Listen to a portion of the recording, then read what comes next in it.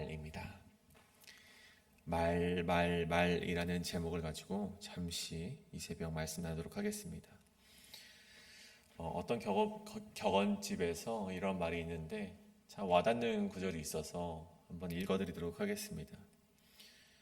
얼굴은 마음의 거울이고 손은 삶의 흔적이며 말은 생각의 반영이다. 얼굴은 마음의 거울이고 손은 삶의 흔적이며 말은 생각의 반영이다. 이 말을 들었는데 참 와닿는 부분이 있어서 한번 읽어드렸습니다. 마음이 평안한지 근심이 가득한지는 우리의 얼굴에 나타나는 것이고 우리의 세월의 흔적, 우리가 성실하게 살았는지 그렇지 않았는지는 우리 손을 보면 알 수 있다는 것이고, 또 마지막으로 우리의 말을 보면 우리가 지금 무슨 생각을 하고 있는지를 알 수 있다는 말이죠. 오늘 말씀 역시 이 말에 대한 것입니다. 오늘 본문에서 우리는 두 부류의 사람을 보게 됐는데요. 완악한 말로 주를 대적했던 자와 또 여호와를 경외하는 자의 말, 이 두 가지 부류의 사람을 보게 됩니다. 하나님을 대적하는 자와 하나님을 경외하는 자. 그를 오늘 말씀에서는 의인과 악인으로 칭하고요. 또 다른 말로는 하나님을 섬기는 자와 하나님을 섬기지 않는 자로 구분을 하게 됩니다. 그 기준을 오늘 말씀에서는 이 말에 두고 있는 것이죠. 이 말인즉 내가 평소에 어떤 말을 하고 있는지를 돌아보면 우리의 신앙 상태를 점검해 볼 수 있다는 것입니다. 오늘 말씀 14절과 15절처럼 이스라엘 백성과 같이 원망의 말, 불평의 말을 하고 있는지 아니면 그럼에도 불구하고 믿음의 고백을 하고 있는지를 생각해 보자는 것입니다. 오늘 주어진 말씀을 통해서 우리의 말을 되돌아보시고 우리의 말, 그리고 말이 시작된 우리의 생각을 지켜내심으로 하나님의 공의로운 해가 떠올랐을 때 우리가 심판을 두려워하는 저 악인들과 같은 자들이 아니라 외양간에 뛰어나온 송아지같이 기뻐 뛰노실 수 있는 여러분 되시길 간절히 소원합니다. 오늘 말씀의 제목 이 그 말처럼 오늘 두 가지로 그것을 오늘 말씀 함께 살펴볼 텐데, 첫 번째는 내 입술을 지켜내지 못하면 하나님을 대적하게 되는 자가 된다라는 것입니다. 첫째로 내 입술을 지켜내지 못하면 하나님을 대적하는 사람이 된다라는 것이죠. 말라기는 계속해서 설명드렸듯 이스라엘 백성이 바벨론 포로기를 겪고 돌아와서 그 신앙을 회복하는 듯 보였지만 여전히 변하지 않는 행태를 보이고 있기 때문에 하나님이 혼내시는 장면이었습니다. 말라기는 그런 말씀이죠. 신앙의 회복을 하는 것처럼 보였지만 그러지 못하고 여전히 죄 가운데 빠져 있었기 때문에 하나님께서 조목조목 6가지 너희의 죄를 들어서 혼내고 계시는 장면입니다. 그들이 혼을 나는 이유는 우리 1장에서 나왔듯 흠이 있는 재물, 다리 절고 늙고 병든 것들로 하나님께 제사를 드렸고, 그로 말미암아 예배의 실패를 경험하게 되었고, 또 나아가서 이방 신들의 딸을 취하는 죄악을 범했고, 더 나아가서는 그들과 이혼을 하는 것도 서슴없이 이렇게 하는 그 이스라엘의 행태를 보면서 하나님이 그들을 혼내실 수밖에 없었던 그 상황을 우리가 보게 되었습니다. 근데 오늘 말씀에서 또 한 가지의 제목이 추가가 됐는데, 완악한 말로 하나님을 대적한 것이 이들의 죄라는 것입니다. 완악한 말로 하나님을 대적하였다. 또 면밀하게 그들에게 말씀하시기를 14절부터 하나님을 섬기는 것이 헛되니 만군의 여호와 앞에서 그 명령을 지키며 슬프게 행하는 것이 무엇이 유익하리요? 지금 우리는 교만한 자가 복되다 하며 악을 행하는 자가 창성하며 하나님을 시험하는 자가 화를 면한다 하노라. 정말 하나님이 보시기에 분노할 만한 말들을 저들이 행했다는 것이죠. 제가 이 말씀을 묵상하면서 참 희한한 것 중 한 가지가요, 하나님께서 14절과 15절과 같이 너희가 이런 말을 했기 때문에 나를 대적한 거야 라고 말씀하시는데, 저들이 말하는 바가 무엇입니까? 아니, 우리가 언제 하나님 대적했습니까? 여러분, 우리를 욕한 사람한테 가서 왜 욕했어? 라고 말했는데 그 사람이 내가 언제 당신 욕했어? 그런 상황과 같은 것이죠. 증거를 들이미는데도 그들이 잡아떼는 것이죠. 전 묵상하면서 참 이것이 희한하고 참 의아한 말씀 중 하나였습니다. 왜 자기들이 말한 것을 기억하지 못할까? 왜 자기들이 범죄한 것을 왜 기억하지 못하고 하나님께 되묻는 것인가? 저는 묵상하면서 한 3가지 정도로 생각이 들더라고요. 아마 본인들이 저런 말을 하고 있는 것을 기억을 하는데 그것을 맞다고 시인하면 혼나기 때문에 아니다, 그런 적 없다라고 하나님께 기만하는 것이거나, 아니면 그들이 흠없는 재물이라도 예배는 드렸으니, 제사는 드렸으니, 그들이 죄사함은 받았으니 나는 이제 죄가 없다라고 말하는 어떤 방어적인 기제거나, 아니면 정말 그들이 영적으로 무감각해져서 정말 기억하지 못하거나, 그 셋 중 한 가지 아니겠습니까? 근데 그렇게 묵상을 계속해서 하면서 그렇게 생각을 해보는데 중요한 것은 거기에 있지 않더라고요. 그들이 기억하였던 기억하지 못했던 부지 중에 그런 죄악을 지었던 중요한 것은 무엇인가? 16절에 보면요, 하나님께서는 그들이 완악한 말을 하는 것을 들으셨고 기억하셨다라는 것입니다. 여러분, 완악한 말을 하는 것을 들었다, 하나님이 기억하셨다라는 그 말씀을 들었을 때 우리가 기억나는 한 가지 말씀이 있지 않습니까? 바로 민수기 14장의 말씀이죠. 하나님께서 광야에서 끊임없이 불평을 하고 원망을 하는 그 백성을 향해서 무엇라고 말씀을 하십니까? 너희 말이 내 귀에 들리는 대로 내가 행하리라 라고 말씀하지 않으십니까? 참 무서운 말씀이죠. 너희의 말이 내 귀에 들리는 대로 내가 그대로 갚아주겠다, 그 말 아닙니까? 이스라엘 백성은 가나안 땅을 정탐한 후에 10명의 정탐꾼의 소식을 듣고 하나님을 불평하게 됩니다. 왜 그 애굽에서 우리를 출애굽시켜서 왜 우리를 광야에서 죽게 하십니까? 우리는 이제 다 죽게 되었습니다. 여러분, 하나님이 그 말을 듣자 어떻게 하십니까? 그들을 40년 동안 광야에서 맴돌게 하시고 결국 약속의 땅으로 들어가지 못한 채 광야에서 죽게 하셨습니다. 그들의 말대로. 그들 자신들은요, 그런 말들을 푸념 정도로 여겼을지 모르겠지만 하나님께서는 그 말을 들으셨고 기억하셨고 그 말이 들리는 대로 그들에게 행해 주셨다는 것입니다. 말라기의 이스라엘 백성들도 마찬가지죠. 하나님은 듣고 계셨습니다. 그들이 무엇라 말합니까? 14절에 하나님을 섬기는 것이 헛되다라고 합니다. 여기서 섬기다라는 말은요, 여러분, 제사를 드리는 것을 말합니다. 하나님께 제사를 드리는 행위가, 오늘날 말로 말하면 하나님께 예배를 드리는 행위가 샤브, 헛되다라는 것입니다. 아무런 의미도 없고 신앙적인 기대도 없고 예배를 드리면서 나오는 것이 나의 삶을 변화시킬 수 있는 능력조차 없다는 것입니다. 하나님을 섬기는 것이 헛되다. 여러분, 그들이 그렇게 말을 하고 다녔다는 것입니다. 또 만군의 여호와 앞에서 그 명령을 지키며 슬프게 행하는 것이 무엇이 유익하리요? 할라쿠노 케다라니트. 하나님의 명령을 지키는 것이 사명으로 여기는 것이 아니라 그것이 기쁨이 되지 않고 억지로 지키며 그것이 하나님의 사명을 지켜도 다가올 것은 우리에게 유익은 없다. 무익하다. 백해 무익한 것이 하나님이 주신 사명이다.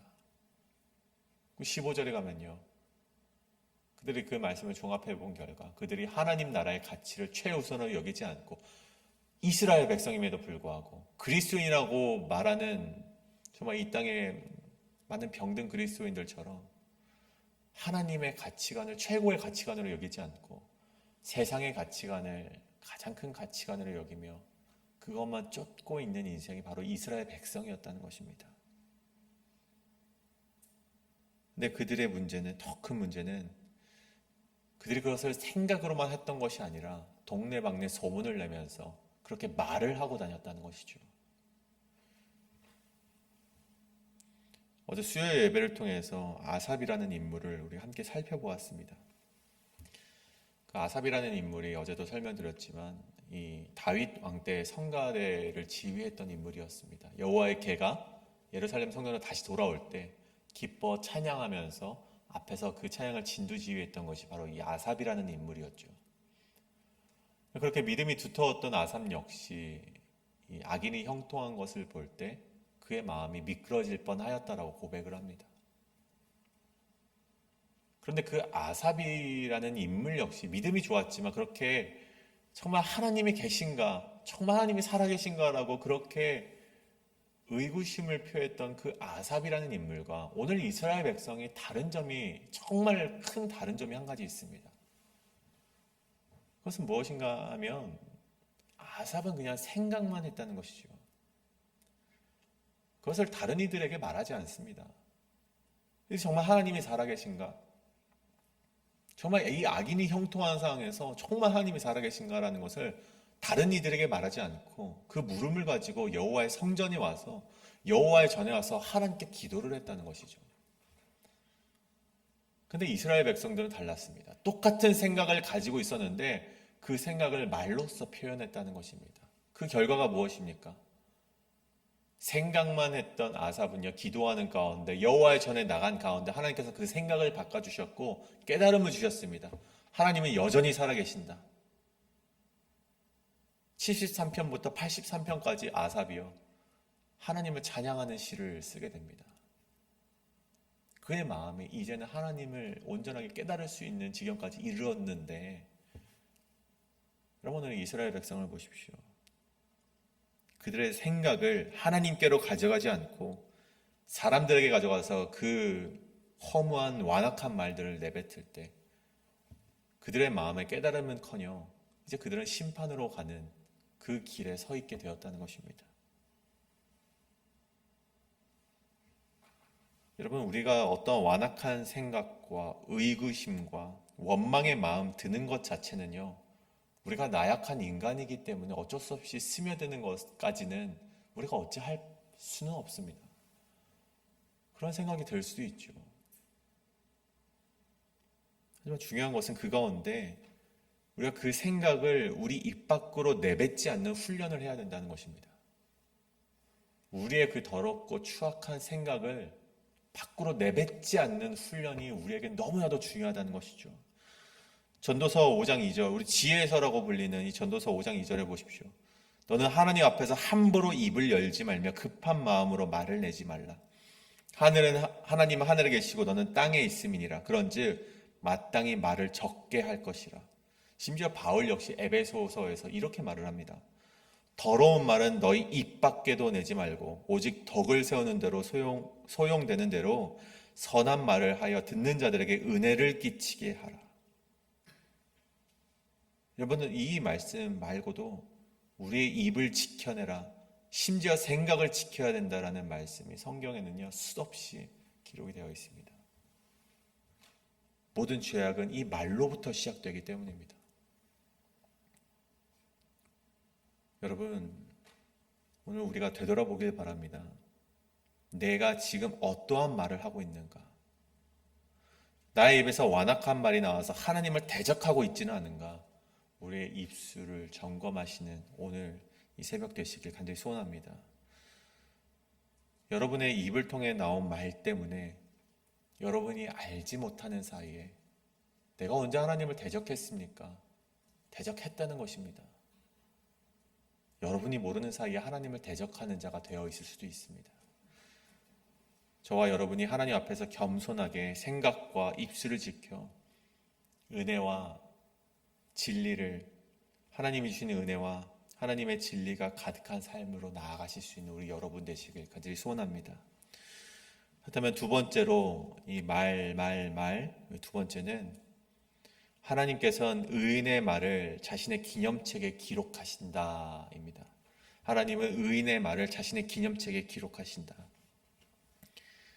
그렇다면 앞서서는 이 하나님을 경외하지 않는 자들의 말, 완악한 자들의 말에 대해서 이야기를 했다면 우리 뒷절에서는요, 16절부터는요, 오늘 말라기서는 여호와를 경외하는 자들에 대해서 이야기를 하고 있습니다. 그리고 하나님께서는 피차 마찬가지로 여호와께서 그것을 분명히 들으셨다라고 기록을 하고 있죠. 그들을 위하여 여호와 앞에 있는 기념책에 기록하셨다라고 되어 있습니다. 여러분, 기념책이라는 것이 무엇일까요? 하나님께서는 이 성경을 읽다 보면 두 가지 책에 대해서 항상 이야기를 하십니다. 기념책에 대해서 얘기하시고 또 하나는 생명책이라고 하는 것을 또 말씀하셨죠. 이 기념책이라는 것은요, 하나님께서 자신을 경외하는 자들의 말이나 기도나 행위들을 기록해 놓겠다는 상징적인 책을 말하는 것입니다. 하나님께서 의인들의 말을 기억하시고 갚아주시겠다는 것이죠. 그렇다면 어떻게 갚아주시는가? 오늘 두 가지로 하나님께서 우리에게 말씀하고 계십니다. 첫 번째는 나의 정한 날에 그들을 특별한 소유로 삼겠다고 말씀하십니다. 이 특별한 소유라는 것은요, 스굴라라고 표현이 되는 히브리어 단어입니다. 스굴라. 이 고대 근동의 왕국에서는요, 이 왕이 가진 소유물과 국가의 소유물이 명확하게 구분이 되어 있었습니다. 물론 그 왕이 그 나라의 모든 땅을 소유하고 있고 모든 것이 왕의 소유라고 말을 하고 법적으로도 그런 근거는 있지만 명목상 그런 것이지 나라의 모든 이 땅들은요, 왕의 소유가 아니라 이제 나라의 소유였습니다. 그래서 그것을 맡은 책임자들이 관리하고 통치하는 것이었죠. 하지만 이 왕의 소유, 그 나라의 소유가 아닌 왕의 소유는 따로 있었습니다. 그것을 이 수굴라라고 표현을 합니다. 왕이 특별하게 자기가 사적으로 소유하고 있는 물건들이 있다는 것이죠.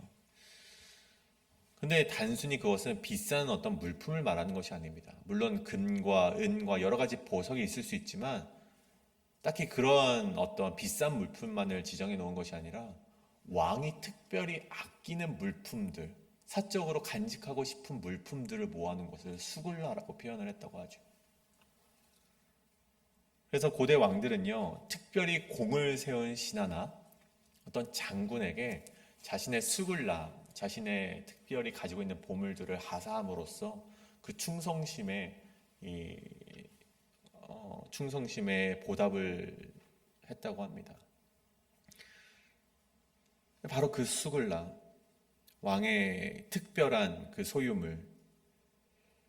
근데 그 하나님께서는 자신을 경외하는 자들, 자신들을 끝까지 포기하지 않고 하나님을 향한 신앙을 지킨 자들을 자신의 수굴라함에 넣겠다는 것입니다. 자신의 보물함에 하나님께서 넣겠다라고 오늘 말씀을 하고 계신 것이죠. 그리고 내가 정한 날, 이 정한 날이 무엇입니까? 심판의 날이죠. 심판의 날에 그들을 아끼겠다라는 것이죠. 여러분, 왕이 어쩔 수 없이 이제 피신을 해야 될 때 무엇을 챙겨가겠습니까? 가장 먼저 챙기는 것이 그 수굴라함이었습니다. 자신이 가장 소중하게 여기는 수굴라였죠. 모든 것을 다 놓고 가더라도 이 수굴라함만큼은 뺏기지 않고 그들이 가져갔다는 것입니다. 근데 마치 그것처럼 하나님께서 내가 정한 날 심판의 날에 그들을 아끼겠다. 너희 심판의 날에 너희가 심판을 면할 수 있게 해주겠다. 그런 말씀을 우리에게 하고 계신 것입니다. 약속을 해주시는 것이죠. 이것이 바로 여호와를 경외한 자들, 그들의 말을 주님께서 귀하게 여겨주시고 그렇게 의인들을 갚아주시겠다는 첫 번째 하나님의 약속이었습니다. 다음 두 번째, 그 하나님을 경외하는 자들을 하나님께서 어떻게 갚아주시는가? 공의로운 해가 떠올라서 치료하는 광선을 비추리니 너희가 나가서 외양간에 나온 송아지 같이 뛸 수 있게 하겠다라고 하나님께서 약속하셨다는 것입니다. 여러분, 이 말이 조금 상징적으로 표현이 되어 있는데, 먼저 공의로운 해를 보시면 이 해는 이 고대 근동에서 빛이나 생명을 의미합니다. 그러니까 하나님께서 공의로운 생명, 공의로운 빛을 너희에게 보내시겠다. 이게 무슨 말씀입니까? 메시아를 보내겠다는 말씀이죠. 내가 길이요 진리요 생명이니 나로 말미암지 않고 아버지께로 갈 자가 없다. 생명이신 하나님을, 생명이신 예수 그리스도를 하나님께서 보내시겠다라는 약속을 하시는 것입니다. 공의로운 해가 떠올라서 치료하는 광선을 비추는데, 여러분, 이 광선이라는 말, 이 비크나 페아라는 광선은요, 사실 광선이라는 표현보다 어떤 해석을 조금 더 직역을 하자면 어떤 옷자락이라든지 어떤 그 날개라는 표현이 조금 더 근접한 의미라고 볼 수 있습니다.